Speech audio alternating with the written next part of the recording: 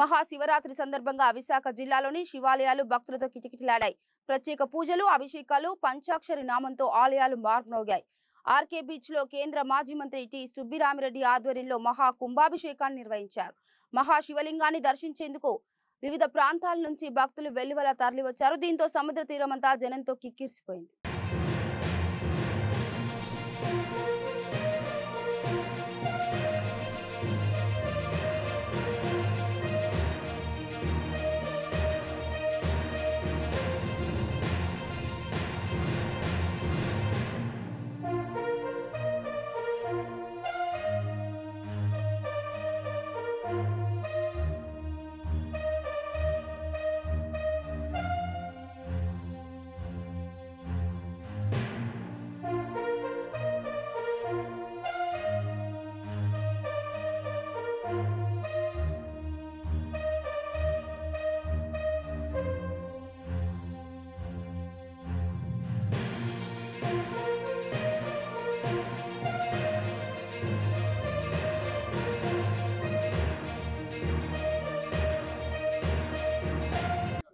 ఈ సంవత్సరం విశేషం. మీకు 40వ సంవత్సరం.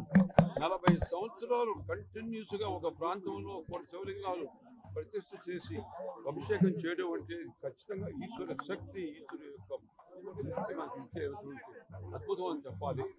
ఈ సంవత్సరం మరొక ప్రత్యేకత ఏంటంటే గుమ్మడి గోపాలకృష్ణ గారు మీకు తెలుసు. ఆయన ప్రఖ్యాత ఉంది నటుడు. ఆయన యొక్క కంఠం, ఆయన పద్యాలు పాడినా కూడా అందరూ కూడా ఒళ్ళు గగరపాటు చెందుతుంది.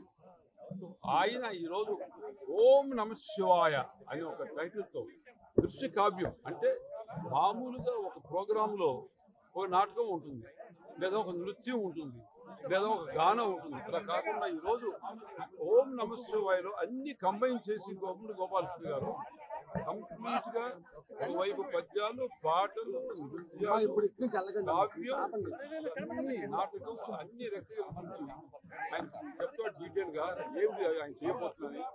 అద్భుతంగా, అమోఘంగా ప్రజలకి అవకాశం. సాక్షాత్ కైలాసం నుంచి భారతీయ పరమేశ్వరులు సాయంకాలం ఇక్కడికి ఇచ్చేసి అందరినీ ఆస్వాదించేటువంటి భావన మనకు కలుగుతుంది. ఇప్పుడు గుమ్మడి గోపాలకృష్ణ గారు చెప్తారు.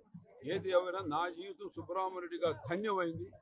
40వ సంవత్సరం ఏకధాటిగా నేను స్వయంగా ఏర్పాటు చేసి నేను ప్రజల చేత దగ్గరుండి అభిషేకం చేయించడం అంతకన్నా జీవితంలో అదృష్టం మీకు ఏమీ లేదు. మరొక విశేషం ఏంటంటే మీ అందరికీ తెలుసు, మీరు అభిషేకం స్పష్టంగా చేసే అవకాశం మీకు లేదు. కోవిలికి వెళితే పూజారి చేస్తాడు, మీరు బయట కూర్చోవచ్చు.